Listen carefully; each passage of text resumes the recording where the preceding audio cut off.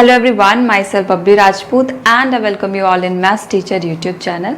So आज हम last lecture पढ़ेंगे is matter around us pure chapter का एंड इस लेक्चर में हम जो सेपरेशन ऑफ टू लिक्विड्स या मोर देन टू लिक्विड्स पढ़ रहे थे जिसमें हमने फ्रैक्शनल डिस्टिलेशन कवर कर लिया था, उसका एक एप्लीकेशन पढ़ेंगे एंड फनल मेथड पढ़ेंगे। ठीक है, सो हमने इन फ्रैक्शनल डिस्टिलेशन पढ़ा था कि हम किसी भी दो या दो से ज़्यादा लिक्विड्स को कैसे सेपरेट कर सकते हैं जब उनके बीच का डिफरेंस कितना हो। Difference in their boiling point is 22 degree Celsius. 22 degree Celsius से क्या हो, कम हो। ठीक है, ये इंपॉर्टेंट चीज़ है। मान लो एक हमारे पास लिक्विड है, उसका बॉइलिंग पॉइंट है for example let's say 100 degree Celsius, तो जो बी है उसका कितना होना चाहिए, उसका मान लो it will be 110 degree Celsius. तो इन दोनों के बीच का डिफरेंस कितना है, इट्स 10 डिग्री सेल्सियस। ठीक है, 10 degree Celsius is less than 22 degree Celsius. So this is important point. मैं बार बार रिपीट, मैंने बहुत बार रिपीट किया, रीजन है इसके पीछे। ठीक है, फ्रैक्शनल डिस्टिलेशन में हम किन्हीं दो या दो से ज्यादा लिक्विड्स को तभी सेपरेट कर सकते हैं जब उनके बीच के बॉइलिंग पॉइंट का डिफरेंस 22 डिग्री से कम हो। ठीक है, अगर 22 डिग्री से ज्यादा होगा तो कौन सा मेथड यूज करेंगे ये भी आपको बताना। चलो आप ये बताओगे, अगर difference in boiling point 22 degree से ज्यादा है तो कौन सा मेथड यूज करते हैं। Alright, so now what we will do, we will separate gases from air. आपको पता है जो एयर हमारे एटमॉस्फेयर में पाई जाती है उसमें बहुत सारी गैसेस मिक्स्ड होती हैं। ठीक है, हमने पढ़ा था air is a mixture, so it is a mixture of different gases. तो हमारा मोटिव क्या है, हमारा एम क्या है कि जो एयर है उसमें से जो गैसेस हैं जैसे ऑक्सीजन, नाइट्रोजन, वाटर वेपर्स या नाइट्रिक ऑक्साइड या डिफरेंट गैसेस हैं उनको इंडिविजुअली अलग करना। मतलब ऑक्सीजन को अलग कर लेना, ठीक है, प्योरली फॉर्म में उसको अलग निकाल लेना, नाइट्रोजन को प्योर अलग फॉर्म में कर लेना। ठीक है, वाटर वेपर्स को अलग कलेक्ट करना। ठीक है, तो इस मिक्सचर को क्या करेंगे, हम प्योर गैसेस में अलग करेंगे। बट क्वेश्चन वही आ जाता है कि फ्रैक्शनल डिस्टिलेशन तो भाई लिक्विड्स को अलग करता है। सो यहाँ तो गैसेस हैं, तो किस तरीके से हम फ्रैक्शनल डिस्टिलेशन की हेल्प से गैसेस को अलग करेंगे। तो सबसे पहले हमें क्या करना होगा, जो गैसेस हैं उनको लिक्विड में चेंज करना होगा, क्योंकि फ्रैक्शनल डिस्टिलेशन दो या दो से ज्यादा लिक्विड को ही सेपरेट कर सकता है इनटू इट्स प्योर स्टेट। सो हम इन गैसेस को क्या करेंगे, सबसे पहले इनकी लिक्विड स्टेट में चेंज करेंगे। सो ये लिखा है, for separation of air mixture first we have to convert air from its gaseous state to liquid state. कि भाई आपने जो गैस ले रखा है उसको क्या करो, सबसे पहले आप उसके लिक्विड स्टेट में चेंज करो, फिर जाके जो फ्रैक्शनल डिस्टिलेशन की प्रोसेस हमने पढ़ी थी उसमें सेम अप्लाई होगी। ठीक है, तो ये कैसे होगा, गैस को लिक्विड में कैसे चेंज कर सकते हैं, तो उसके लिए कंप्रेसिबिलिटी आता है। ये आपका चैप्टर 1 में था टॉपिक कंप्रेसिबिलिटी। एंड जो गैसेस होती हैं they can be compressed very easily, उनको बहुत अच्छे से कंप्रेस कर सकते हैं। कंप्रेसिबिलिटी क्या होता है, देखो समझो इस चीज को। ये हमारे पास क्या एक बीकर है एंड मैंने यहाँ पे डिफरेंट कलर्स के डॉट्स बनाए हैं बड़े बड़े, एक ब्लैक है, एक ब्लू है, एक रेड है। तो इनको आप गैसेस मान लो, आप ब्लैक मान लो ऑक्सीजन है एंड ब्लू मान लो आप वाटर वेपर्स हैं, ठीक है, रेड मान लो आप नाइट्रोजन है। तो आप कोई भी गैस मान सकते हो। तो यहाँ पे क्या मिक्सचर ऑफ गैस है। ऊपर ये जो ब्लू कलर का आपको दिख रहा है पिस्टन होता है। पिस्टन क्या होता है, जैसे आपने इंजेक्शन देखा होगा। ठीक है, तो इंजेक्शन में क्या होता है, इस तरीके से ये हमारा इंजेक्शन होता है, राइट।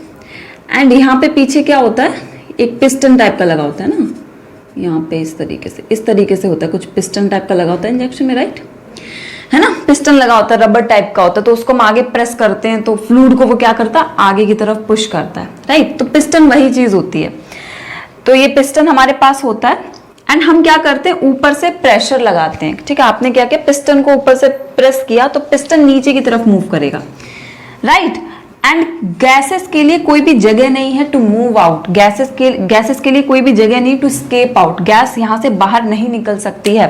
तो सिंस प्रेशर ऊपर से अप्लाई हो रहा है, पिस्टन नीचे मूव कर रहा है, तो गैसेस के जो मॉलिक्यूल्स होंगे वो एक दूसरे को बहुत ज्यादा पास आ जाएंगे। एंड जब मॉलिक्यूल्स बहुत ज्यादा पास आ जाएंगे तो जो गैसियस मॉलिक्यूल्स हैं वो लिक्विड में चेंज हो जाएंगे। समझ में आ गया ना।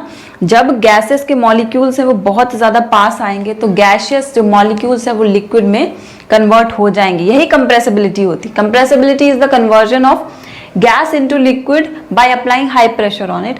हम एक प्रेशर अप्लाई करते हैं जिसकी वजह से गैस के मॉलिक्यूल्स हैं वो स्केप नहीं हो पाते, सिंस पिस्टन है तो they come close to each other and when they come close to each other they converted its state from gas to liquid. ठीक है, molecule of gas come close to each other and they attains a liquid state. So ये compressibility होती है। तो हमें इतना पता चल गया कि भाई हमें क्या करना है, गैस मिक्सचर को सबसे पहले कंप्रेस करना है। कंप्रेशन की वजह से वो लिक्विड स्टेट में चेंज हो जाएगा, एंड जब वो लिक्विड स्टेट में चेंज हो जाएगा अपनी, तब हम क्या करेंगे, उसमें फ्रैक्शनल डिस्टिलेशन प्रोसेस लगा करके डिफरेंट गैसेस हैं जो प्योर स्टेट में उनको कलेक्ट कर लेंगे। ठीक है, तो सबसे पहले आप इसको नोट कर लो, देन हम आगे पढ़ते हैं कि किस तरीके से सेपरेट हम कर सकते हैं डिफरेंट गैसेस को from the air. So now will see the process of separation, कि किस तरीके से हम डिफरेंट टाइप की गैसेस को उनकी प्योर स्टेट में रिमूव कर सकते हैं या सेपरेट कर सकते हैं from the air. Right, so air is first filtered to remove dust, carbon dioxide and water vapors। क्या मतलब है, देखो air is the mixture of different gases but with that it has some impurities also। dust particles भी होते हैं जो हमें नहीं चाहिए, ठीक है, तो वो impurities होती हैं, इसलिए हम air को पहले फिल्टर कर लेते हैं ताकि जो dust particles है वो रिमूव हो जाएं and carbon dioxide and water vapours भी रिमूव हो जाएं। तो इनको रिमूव क्यों करते हैं, इनको इसलिए रिमूव करते हैं क्योंकि CO2 and water vapours on cooling they converted into their solid state. जब हम कार्बन डाइऑक्साइड और वाटर वेपर्स को कूल डाउन करते हैं तो वो अपनी सॉलिड स्टेट में चले जाते हैं, जिसकी वजह से ब्लॉकेज की तरह एक्ट करते हैं। ये सॉलिड स्टेट में चले जाते हैं और जिस पाइप से हमें गैसेस को प्योरीफाई करना होता है उन पाइप्स को ये ब्लॉक कर देते हैं। क्यों, क्योंकि ये अपनी सॉलिड स्टेट में चले गए। जैसे वाटर वेपर्स को तो आप पता होगा, वाटर वेपर्स का आपको, वाटर वेपर सिंपली क्या है, वाटर है, ठीक है, पहले वो क्या होंगे, लिक्विड स्टेट में चेंज होंगे, फिर उनका टेम्परेचर और रिड्यूस होगा तो वो किस में कन्वर्ट हो जाएंगे, आइस में कन्वर्ट हो जाएंगे। एंड कार्बन डाइऑक्साइड भी क्या होती है, वो भी ड्राई आइस हम बोलते हैं। जब कार्बन डाइऑक्साइड अपनी सॉलिड स्टेट में एग्जिस्ट करती है तो उसको हम ड्राई आइस बोलते हैं। तो ये भी सॉलिड स्टेट में कन्वर्ट हो जाती है ऑन रिड्यूसिंग द टेम्परेचर, ठीक है, and they acts as a blockage. Okay, जैसे आपने देखा होगा कॉन्सर्ट्स वगैरह होते हैं, पुराने सीरियल्स आते थे जादू वगैरह के, तो उसमें क्या होता था कि इन द फ्लोर बहुत ज्यादा धुआं सा उठता है, तो जो धुआं होता है that is what, dry ice या सॉलिड कार्बन डाइऑक्साइड। ठीक है, जो कॉन्सर्ट्स होते हैं, सिंगर्स वगैरह करते हैं तो आपने देखा होगा, तो that is solid carbon dioxide, या हम उसको ड्राई आइस भी बोलते हैं। ठीक है, सो याद रखना कौन सी तीन चीजें रिमूव हो रही हैं। Next is cleaned air. अब जो फिल्टर्ड एयर हमें मिली है, जिसमें से हमने डस्ट हटा दी, कार्बन डाइऑक्साइड हटा दी और वाटर वेपर्स हटा दिए, तो वो जो क्लीन एयर मिली है उसको हम कंप्रेस करेंगे एट हाई प्रेशर ताकि वो अपनी लिक्विड स्टेट में कन्वर्ट हो जाए। कंप्रेशन के साथ साथ ही हम उसको कूल डाउन भी करें। कूल डाउन क्यों करते हैं, रीजन बीइंग, देखो अगर कोई भी गैस अपने वेपर्स में कन्वर्टेड है, मतलब क्या है, गैस का मतलब क्या होता है, गैस का मतलब क्या है, वो अपने वेपर्स स्टेट में एग्जिस्ट कर रही है। ठीक है, तो ऑफ कोर्स उसका जो टेम्परेचर होगा एज कंपेयर टू उसकी लिक्विड स्टेट से तो ज्यादा ही होगा ना। तो अगर कोई गैस है वो अपनी गैसियस स्टेट में एग्जिस्ट कर रही है, मतलब वो वेपर स्टेट में एग्जिस्ट कर रही है, तो उसके वेपर स्टेट का जो टेम्परेचर होगा वो उसकी लिक्विड स्टेट से तो ज्यादा ही होगा ना। एग्जांपल वाटर का आप ले लो, वाटर लिक्विड स्टेट में होता है, रूम टेम्परेचर पे लिक्विड होता है, लेकिन जैसे हम उसे बॉईल करते हैं वो 100 डिग्री सेल्सियस रीच करता है तो अपने वेपर्स में कन्वर्ट हो जाता है। तो जो वाटर वेपर का टेम्परेचर है वर्सेस जो उसकी लिक्विड स्टेट का टेम्परेचर है, बहुत डिफरेंस है दोनों में। ठीक है, वाटर वेपर्स में बहुत ज्यादा टेम्परेचर हाई चाहिए होता है, तब वो अपने वेपर्स में कन्वर्ट होगा। हम गैस को कूल डाउन करते हैं ताकि उनका टेम्परेचर वो धीरे धीरे कम हो और वो लिक्विड स्टेट में चेंज हो जाए। ठीक है, so they are cool down and allowed to expand. And expansion भी करते हैं गैसेस का ताकि उसमें से जो हीट है वो रिलीज हो जाए। एक्सपेंशन का मतलब क्या होता है, मॉलिक्यूल्स दूर दूर चले जाना। ठीक है, मॉलिक्यूल्स दूर दूर चले जाना, गैस के मॉलिक्यूल्स हैं वो दूर दूर जा रहे हैं, तो दूर दूर जाएंगे तो उसमें से जो हीट होती है वो रिड्यूस हो जाती है। फॉर एग्जाम्पल क्या होता है, आप एक बाउल में क्या करो, सब्जी लो, ठीक है, एंड बाउल में अगर रखे रहोगे तो वो ज्यादा देर तक क्या रहेगी, गर्म रहेगी। बट अगर आप उसी सेम सब्जी को क्या करो, अगर थाली वगैरह में डाल दो तो वो जल्दी से क्या होगी, ठंडी हो जाएगी, क्योंकि हीट है वो रिलीज हो गई। तो वहां पे एक्सपेंशन का फिनोमिना आ रहा है। एक्सपेंस मतलब चीजों को फैला देना। ठीक है, तो यहाँ पे हम गैस मॉलिक्यूल्स को क्या करते हैं, एक्सपेंड करते हैं ताकि उनके अंदर की हीट रिलीज हो जाए, वो जल्दी से क्या हो, कूल डाउन होकर के लिक्विड स्टेट में चेंज हो जाए। तो तीन चीजें होती है, कंप्रेशन की वजह से मॉलिक्यूल्स पास आते हैं and they converted into its liquid state, then cool down करते हैं हम उनको। ठीक है, एंड देन एक्सपेंशन, और ये तीनों प्रोसेसेस बार बार रिपीट करते हैं हम, and then air finally get converted into its liquid state. So when air gets converted into its liquid state तो हम फ्रैक्शनल डिस्टिलेशन का फिनोमिना यूज करते हैं एंड इंडिविजुअली गैसेस को क्या करते हैं, सेपरेट कर लेते हैं। फ्रैक्शनल डिस्टिलेशन में आपको याद रखना है कि बॉइलिंग पॉइंट डिफरेंस होना चाहिए वो 22 डिग्री सेल्सियस से कम होना चाहिए। ठीक है, राइट। एंड फ्रैक्शनल डिस्टिलेशन में हम 2 या 2 से ज्यादा लिक्विड्स को अलग कर सकते हैं। ऑल राइट, सो मैंने यहाँ पे एक एग्जांपल दिया आपके एनसीईआरटी का, सो इंपॉर्टेंट है। यहाँ पे हमारे पास एयर है which is a mixture of different gases, उसको हमने क्या किया, कंप्रेशन किया, कूलिंग किया एंड एक्सपेंशन किया, ये प्रोसेसेस बार बार रिपीट हुई, तो एयर अपनी लिक्विड स्टेट में आ गई। एंड जब लिक्विड स्टेट में आ गई तो हमने क्या किया, उसको वार्म अप किया, ठीक है, अलाउड टू वार्म, यहाँ पे लिखा अलाउज टू वार्म अप, ठीक है। फ्रैक्शनल डिस्टिलेशन प्रोसेस अगर आपने पढ़ी तो आपको समझ आ गया होगा, नहीं पढ़ी तो आप वीडियो देखिए तब आपको समझ आएगा क्या मतलब होता है। फ्रैक्शनल डिस्टिलेशन में हम क्या करते हैं, हमारा जो फ्लास्क होता है उसको हम हाई टेम्परेचर पे रखते हैं, ठीक है। एंड जो लिक्विड जिसका बॉइलिंग पॉइंट सबसे कम होता है वो सबसे पहले क्या होगा, अपने वेपर स्टेट में चेंज होगा, ठीक है। एंड फिर वो कंडेंसेशन होता है, कंडेंसर्स हम लगा देते हैं, उसका कंडेंसेशन होता है। एंड लास्टली हम उसको क्या करते हैं, उसकी प्योर स्टेट में उसको सेपरेट आउट कर लेते हैं, राइट। तो यहाँ पे 3 एग्जाम्पल है, नाइट्रोजन, आर्गन एंड ऑक्सीजन का। सो ध्यान रखना यहाँ पे थोड़ा सा, देखो ये जो बॉइलिंग पॉइंट है नाइट्रोजन का वो -196 डिग्री सेल्सियस है, आर्गन का boiling point is -186 degree Celsius, oxygen का इज -183 डिग्री सेल्सियस। सो इस केस में ये ध्यान रखना इसके आगे माइनस लगा है, सो 196 सबसे कम वैल्यू होगी, माइनस में उल्टा चलता है, ठीक है। जिसका बॉइलिंग पॉइंट कम होगा वो सबसे पहले क्या होगा, वेपर्स में कन्वर्ट होगा और उसको सबसे पहले कलेक्ट करेंगे। फॉर एग्जाम्पल मान लो एक गैस है, ठीक है, 2 गैसेज हैं, ठीक है, ए एंड बी, हमारे पास 2 मिक्सचर हैं और ए का बॉइलिंग पॉइंट 60 डिग्री सेल्सियस है, बी का है वो है 80 डिग्री सेल्सियस। तो इसमें से सबसे पहले रिमूव कौन होगा, 60 डिग्री सेल्सियस वाला सब्सटेंस है वो सबसे पहले सेपरेट आउट होगा। क्यों, क्योंकि जब हम टेम्परेचर रेस करेंगे, टेम्परेचर बढ़ाएंगे, मान लो टेम्परेचर 50 डिग्री हो गया, 50 के बाद ही तो 60 होगा ना, ऐसा तो नहीं होगा कि 50 के बाद एकदम 80 हो गया, 80 होगा भी तो 60 को से क्रॉस करना पड़ेगा ना। तो जैसे वो 60 को क्रॉस करेगा पहले ए अपने वेपर्स में कन्वर्ट होगा, फिर हम उन वेपर्स को क्या करेंगे, कलेक्ट कर लेंगे, ठीक है, फिर बी जाके कलेक्ट होगा, ठीक है। सो इसी तरीके से जिसका बॉइलिंग पॉइंट जितना कम होता है वो उतने ही पहले रिमूव होता है। सो सिंस नाइट्रोजन का बॉइलिंग पॉइंट सबसे कम है, अगेन माइनस का साइन लगा, ध्यान रखना, तो सबसे पहले ये सेपरेट होगा, सबसे पहले ये अपने वेपर्स में चेंज होगा एंड फिर हम इसको क्या करेंगे, प्योर स्टेट में सेपरेट आउट कर लेंगे, ठीक है। आर्गन फिर उसके बाद बॉयल होगा जिसका टेम्परेचर 186 डिग्री सेल्सियस है, सेकेंडली ये हम इसके वेपर्स कलेक्ट करेंगे एंड आर्गन अपनी प्योर स्टेट में मिल जाएगा। लास्ट हमें ऑक्सीजन मिलेगा जिसका टेम्परेचर 183 डिग्री सेल्सियस है एंड इनके टेम्परेचर डिफरेंस भी देखो तो आप 22 डिग्री सेल्सियस से क्या है, कम है। इन दोनों के बीच में 10 डिग्री का गैप है, इनके बीच में 3 डिग्री का, तो बॉइलिंग पॉइंट का डिफरेंस 22 डिग्री सेल्सियस से कम है, राइट। सो इंपॉर्टेंट है separation of gases of air, जिसमें ये तो आपके एनसीईआरटी का एग्जाम्पल है, so this is very important. Note this thing down, जो हमारी फर्स्ट प्रोसेस थी separation of 2 or more liquids by using fractional distillation method is done। अब हम पढ़ेंगे separation of liquids by using the funnel method, और जिनको हम on the basis of their density separate out करते हैं। So now we are with the last topic of this chapter, that is funnel method। तो हमने पढ़ा था कि जो हम लिक्विड्स हैं, 2 या 2 से ज़्यादा लिक्विड्स को हम किन तरीके से सेपरेट कर सकते हैं। एक तो फ्रैक्शनल डिस्टिलेशन मेथड था, दूसरा फनल मेथड। तो आपको ये चीज़ ध्यान में रखनी है कि फ्रैक्शनल डिस्टिलेशन में हम मिसेबल लिक्विड्स को अलग करते हैं, मैंने बताया भी था। मिसेबल मतलब जो एक दूसरे में मिक्सड हो जाते हैं प्रॉपरली, एंड जो फनल मेथड होता है उसमें हम इमिसेबल लिक्विड्स को सेपरेट आउट करते हैं। फनल मेथड क्या होता है, by using funnel method we can separate 2 or more liquids on the basis of their densities. बहुत इंपॉर्टेंट है। इसी के साथ एक क्वेश्चन का आंसर दे दो आप कमेंट सेक्शन में कि फ्रैक्शनल डिस्टिलेशन मेथड में हम लिक्विड्स को किस बेसिस पे सेपरेट आउट करते हैं। मैं बहुत बार बता चुकी हूँ and I hope you will answer this question, right.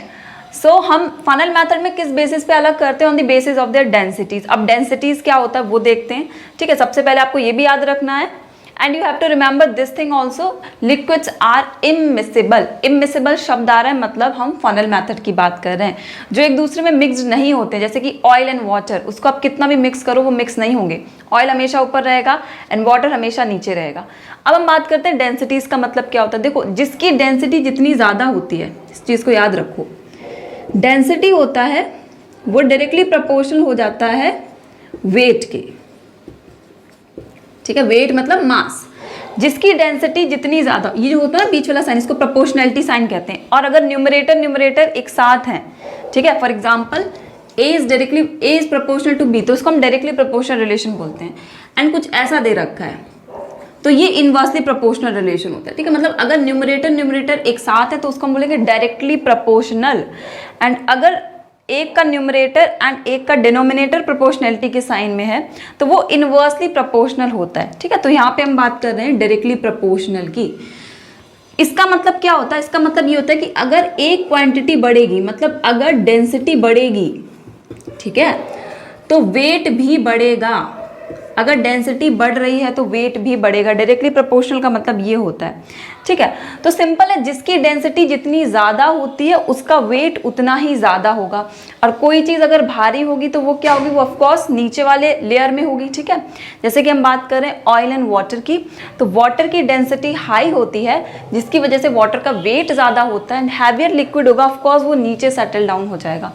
हम बात कर रहे हैं ऑयल की, तो ऑयल की डेंसिटी कम होती है तो उसका वेट लाइट होगा एंड वो अबव द वाटर प्रेजेंट होगा, ठीक है। आई होप आपको ये दो लेयर्स दिख रही होंगी। रेड से मैंने ऑयल बनाया है एंड ब्लू से मैंने वाटर की लेयर बनाई है, ठीक है। सो ध्यान रखना है, density is directly proportional to weight और मास। जिसकी डेंसिटी ज़्यादा होती है वो हैवियर लिक्विड हो जाता है एंड वो हमेशा क्या होगा, नीचे की तरफ प्रेजेंट होगा, मतलब उसको हम पहले सेपरेट आउट करेंगे। जैसे हमने पढ़ा था ना फ्रैक्शनल डिस्टिलेशन में, जिसका बॉइलिंग पॉइंट कम होता है वो पहले सेपरेट आउट होता है।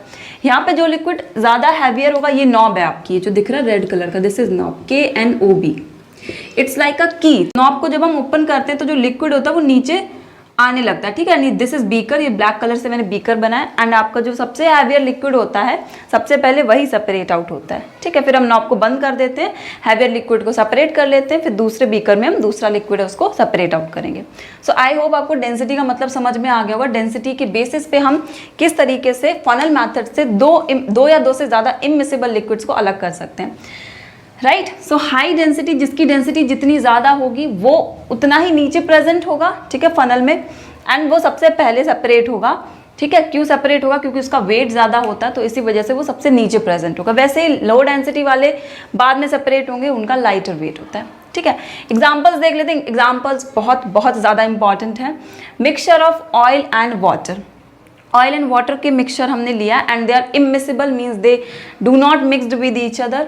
सो ऑयल हमें पता है इसकी डेंसिटी कम होती है, इट इज़ हम कह सकते हैं lighter liquid, light in weight, तो ये हमेशा ऊपर प्रेजेंट होता है एंड ये बाद में सेपरेट होगा।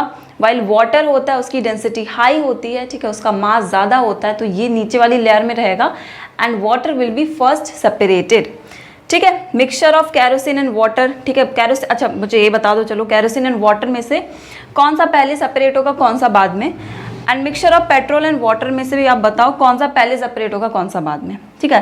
So this is all about the funnel method है। कौन से मैथड्स के क्या एग्जांपल्स है, एग्जांपल्स पूछ लिए जा सकते हैं, so that is very much important. And इसी के साथ हमारा जो चैप्टर है is matter around us pure खत्म होता है। Only one chapter is coming in chemistry in SA1, so you have to be very careful कि आपको ये चैप्टर कुछ भी नहीं छोड़ना है इससे, ठीक है। Everything you have to remember, everything you have to study and again NCERT is very important. Give priority to your NCERT questions, important है। भले थ्योरी है तो थ्योरी भी वो कैसे पूछ सकते हैं, वो थ्योरी भी MCQ फॉर्म में पूछ सकते हैं, ठीक है। NCERT questions, NCERT exemplar question, then go for any other thing. I'm repeating again and again. And this chapter is actually very important क्योंकि सिर्फ यही चैप्टर आ रहा है. So thank you so much for watching this video.